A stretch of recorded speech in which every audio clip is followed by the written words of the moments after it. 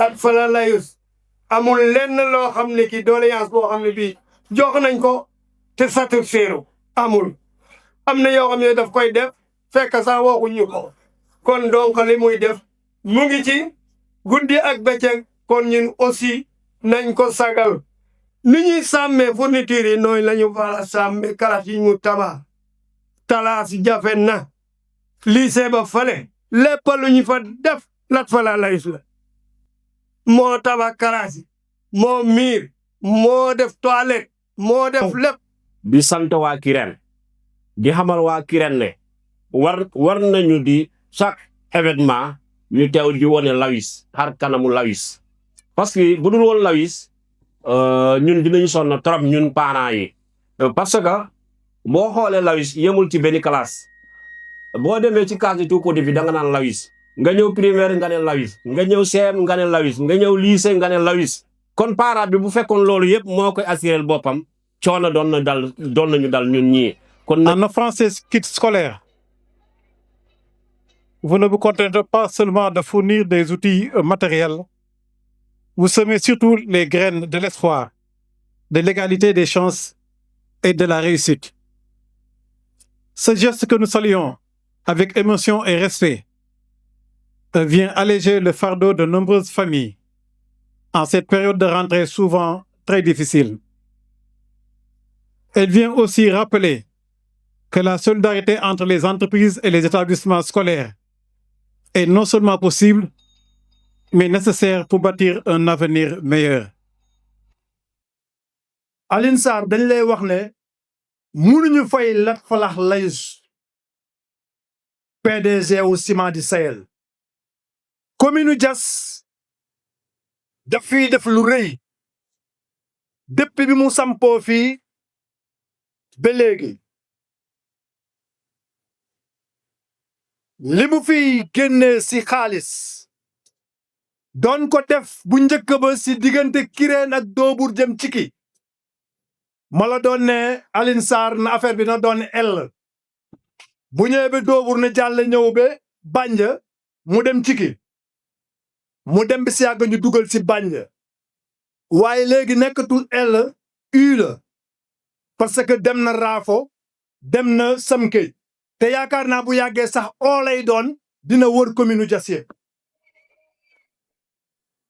si juróom benni dëkk village presque lu mot 18 établissement li tàmbalee case de tout petit ba lycée si juróom benni village yooyu muy Kirène Banja Sessène Banja Mbambara Ciki Raafo Samkéej Doobour dama ko boole si parce que quartier la si village u Kirène moo tax ma ne juróom benni village mu yëkkati 162 millions yu teg si atum ren mu def ko si kon li mu def si éducation si commune bu Diass amul benn commune bu ko am si Sénégal te muy intervenir si ñaar yoo xamante ni yu am solo la si dëkk bi muy éducation ak santé yaakaar naa ay weer si ginnaaw rek ànd nañu ak sous-préfet maire ak soxna si ñu def village yi ma lim nii si wàllu médicament yi nga xamante ni Ciments du Sahel da koy joxe si biir commune bu Diass. waaw li ma ciy wax rek mooy def naa plus de ñaar fukki at ak juróom ci njàngale mi c'est la bii mooy jiitu boog may gis école boo xam ne élèves yi lépp lañ leen jëndal dès la rentrée bi école ubbee rek dañu mën a commencer def suñu liggéey comme ni mu waree élèves fi na koo ci ubbi kayam di nga gis leçon def bind commencé nañ bind leçon def nañ lépp grâce au Ciments du Sahel et vraiment j'ai fait plus de 25 ans de carrière mais maa ngi koy doog a gis boobu maa ngi doog a jiite école boo xam ni élève bi du jënd sax bic blouse yaa tout donc may wax ne rek man Ciments du Sahel maa ngi koy gërëm tey ñaan partenariat vraiment ñu pérenniser ko muy partenariat boo xam ne daal day ñi ko jiite nii tam ñu yabal leen fi yàlla guddal seen fan may leen wér ak defal leen promotion loolu laa leen di ñaanal. Depuis plus de 20 ans en réalité et dans le cadre de la responsabilité sociétale d'entreprise, la RSE, les Ciments du Sahel, à travers son PDG, M. Latfala Laïus, octroie des fournitures aux élèves de la commune de Diass. Nous intervenons dans 18 établissements pour lesquels on donne la totalité des fournitures pour toute l'année. Et quand je dis la totalité des fournitures pour toute l'année, c'est tout ce dont les élèves ont besoin du début à la fin. Donc de la rentrée à la fin. Et ça, de la case des tout-petits au lycée. On donne en fait toutes les fournitures. Parce que c'est très simple, hein, la procédure. On demande aux chefs d'établissement de nous lister l'ensemble du matériel dont ils ont besoin et on ne laisse rien en rade. Le PDG donne tout ce dont ils ont besoin. Mais puisque j'ai parlé de RSE, il est peut-être bon de rappeler qu'est-ce que les Ciments du Sahel mettent dans ce cadre-là. Donc, on peut dire que depuis 20 ans, les Ciments du Sahel interviennent de manière substantielle, je dis bien substantielle, dans le cadre du développement économique et social de la commune de Diass. Figurez-vous qu'aujourd'hui, en 20 ans, on est à plus de 50 salles de classe. On est à 8 blocs administratifs. On est dans la construction des logements d'enseignants. On est aussi dans la construction de cases des tout-petits. Alors, ne serait-ce que, puisqu'on parle d'éducation, ne serait-ce que sur le volet éducation. Évidemment, il y a d'autres aspects sur lesquels le PDG intervient dans le cadre de la responsabilité sociétale d'entreprise. Alors aujourd'hui, en ce qui concerne les fournitures, c'est des fournitures de toutes sortes, hein, et du matériel scolaire. C'est vrai que symboliquement, on a vu des cahiers, des livres et tout, mais on donne des ordinateurs. Demandez au niveau des lycées, on donne même des réseaux qui sont indispensables pour le fonctionnement des lycées. Au niveau des autres établissements aussi, on donne des photocopieuses, n'est-ce pas? On construit des classes, etc. Et le tout pour un montant de 162 305. Et régulièrement, on a dépassé le cap des 100 millions parce que l'année dernière, le PDG était à 133 millions de fournitures et matériel scolaire. L'année d'avant, on était à 143 millions de francs CFA. Alors donc, pour dire que, en tout cas, la mise en œuvre de la responsabilité sociétale d'entreprise au niveau des Ciments du Sahel est véritablement une réalité. C'est vraiment une réalité. Et les populations ont été promptes à le dire, hein. Il n'y a pas une seule entreprise qui en fait autant que Ciments du Sahel. Le directeur qui vient d'intervenir vous a dit que lui, il a fait 25 ans de carrière, mais il n'est jamais allé dans une école où on donne gratuitement et entièrement l'ensemble des fournitures aux élèves. Donc, je ne peux que terminer par un vœu. Nous nous intéressons aussi aux résultats. Je veux dire, le PDG, il ne s'agit pas juste de déposer des fournitures, mais nous nous intéressons aux résultats aussi. C'est pourquoi on n'a pas manqué de sensibiliser les enseignants et les parents d'élèves pour, en tout cas, faire de bons résultats. Parce que on a constaté que pour cette année, quand même, il faut le reconnaître, les résultats sont quand même bons. On a eu des 100%, par exemple, soit à l'entrée en 6e ou au CFE. Je peux même dire que le meilleur élève en S2 au niveau du bac, il est du lycée de Tchiki, avec la mention bien. Donc on est satisfait, mais comme je le dis toujours, il nous faut toujours du 100%. Heureusement que le directeur, le nouveau directeur, à qui nous souhaitons la bienvenue, en est conscient. Bon, nous souhaitons que... Latfala Laïus li mu def si commune Diass bi mu fi ñëweeg léegi ay milliards la nit ñi dañu yaakaar ne si fourniture yi rek la yem déedéet mu ngi si santé te ku def si éducation santé bëgg nga gox boobu avancé mu ngi si xaru Tabaski imam ratib yi mu ngi si suukaru koor yi mu ngi si ay yeneeni social nee naa leen motul 1 mois wala ci lay tollu équipe technique bi mu yebal fii pour piste bi nga xamante ni tàmbali nañ ko ñun waa mairie de Diass ba ñu defar Bandia Mbambara Bandia Sessène Bandia Mbambara am na équipe bu mu yebal man maa àndoon ak ñoom ñu natt jël levé yi diggante Altu Morlay ba Bandia Mbambara mooy li des diggante bi des si jëm tëli bu ñuul. nañ fi sànq 162 millions 300 et quelques mooy lii ñu dajal tey maanaam PDG Ciment du Sahel mooy Lat Fala Layus si kaw li ñuy tuddee RSE maanaam responsabilité sociétale d'entreprise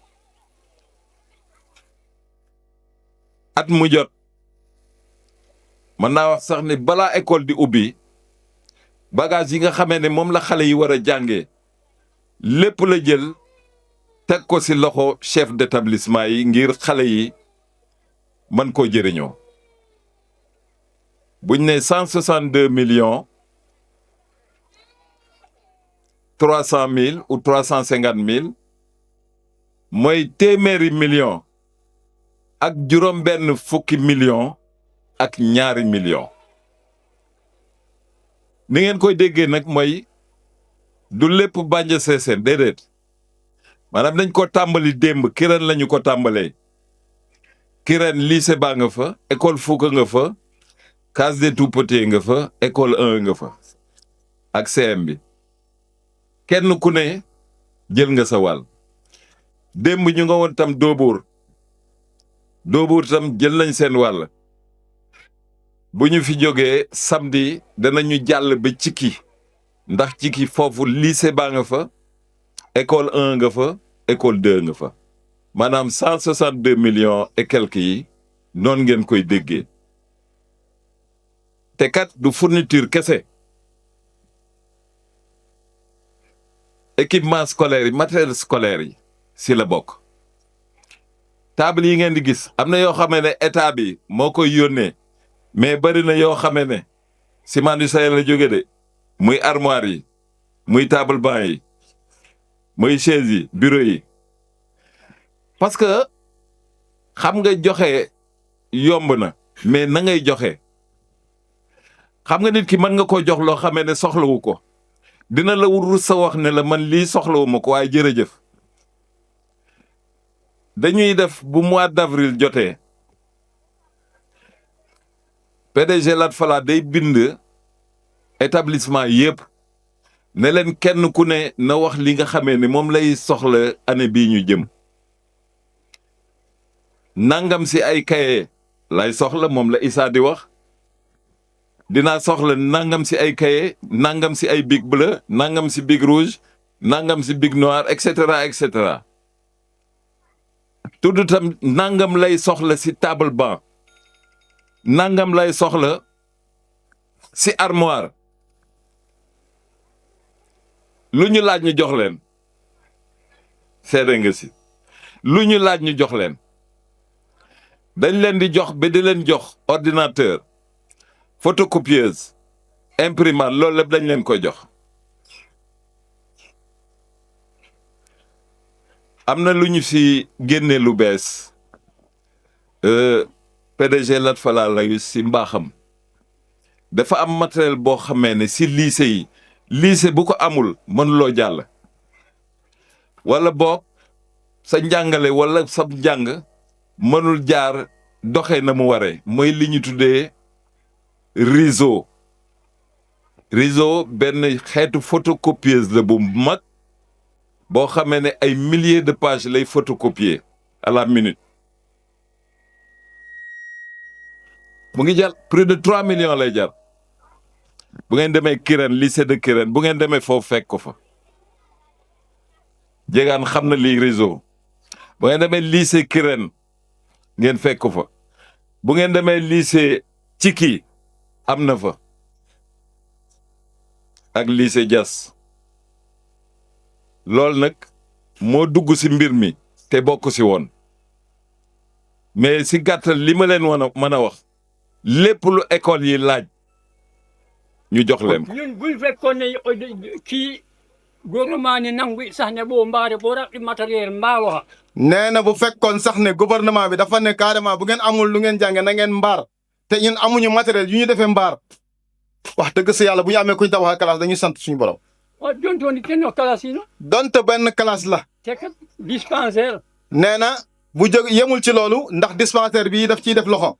tabax salle nga 4,200,000. nee na kii salle bii la njëkk a tabax fii 4,200,000. sans matériel yi fa ne. sans matériel yi nga xamante ne maanaam dugal na ko ci biir. waaw inem dëgg. nee na loolu day wax dëgg si yàlla. woo ci na woy si ndi. nee na wax yi ñuy wax fii. boo dokkat fi non. nañ dellu gannaaw. ne boo mindi. ñu xam ne suñu loxo jotul suñu gannaaw. 14 classes. nee na 14 classes. diireem na léegi. 2006 ak léegi. 14 classes. 14 classes. surtout journée ni wooti donc. nee nga may ko benn 10 minutes wala 15 minutes ci journée bi tii pour nga jàkkaarloog moom mu wax ak yow. bii tey de 70 millions. journée bi tey 70 millions. ak lu teg ak lu toog. ay la yoon kooku. nee na wax dëgg si yàlla de. lépp lu mu mën def na ko. lépp loo xamante ne mën na ko ci teraanga defal na la ko. te kat. Cette année, la somme de ce don est de 162 305 523 francs CFA, répartis dans plus d'une quinzaine d'établissements de la commune de Diass. Le président directeur général, Lat Falala Youss, est un bâtisseur qui fait beaucoup dans le social, mais dans la discrétion. Entre autres dons, nous pouvons citer le Soukarou Koor durant le Ramadan et l'aide allouée aux imams, conseillers pendant la fête de Tabaski et aux conseillers, conseillers religieux. Nous notons également les médicaments et consommables médicaux distribués aux centres de santé. Sans oublier également les moyens mis à la disposition des écoles pour les fêtes de fin d'année et pour les préparatifs des examens également. Le président ne demande pas grand-chose. Il veut juste un bon suivi des apprenants à la maison comme à l'école pour garantir de très bons résultats. À travers ce geste, il veut le développement intégral et l'épanouissement des enfants dans les familles pour former des bonnes mères, des bons pères de famille, en somme des bons citoyens. Je ne suis pas très fort en discours, mais bon, je vais juste dire en wolof que tout ce que nous demandons, le plus nous soxla fu mu nekk nii maanaam président directeur général lu mu soxla présentement mooy seen ñaan parce que kuy def dans la discrétion bëggul kenn xam dafa nekk koo xamante ne ku jege yàlla la donc ñaan nañ leen ko lépp li nga xamante ne moo ngi koy jëm yàlla gën ko taxaw pour mu gën a law mu gën a sax surtout parce que on peut bien commencer mais on ne sait pas quand est-ce qu'on va terminer donc priez pour que au moins qu'il ait la bonne santé. Priez également pour ses collaborateurs et priez pour que les Sénégalais puissent être beaucoup plus reconnaissants. Et la reconnaissance du Sénégalais, c'est quoi? C'est d'avoir encore des laïus parmi nous dans notre population sénégalaise. 2011 laa nekk inspecteur nekk ci IEF yi di liggéey nekk naa Rufisque fukki at def naa Saint-Louis ñetti at doog di ñëw fii ci Mbour.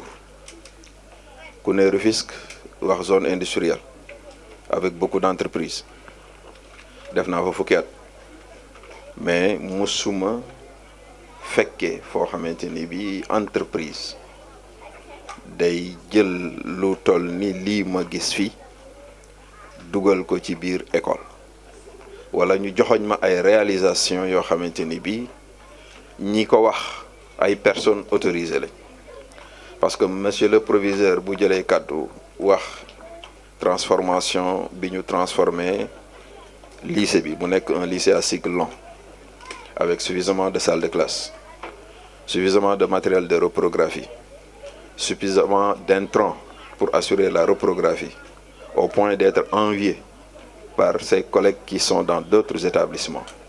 Je pense que ni loolu lu ñu mën a gis la du loo xamante ni bii dañ koy imaginer boo ñëwee fii ci école bi aussi nga gis ñu def témoignage wax ne bu école tijjee xale yi sac la ñuy soxla pour fu ñu duy matériel bi ñu leen di jox loolu itam école Sénégal bari na waaye ñi am chance boobu bariwut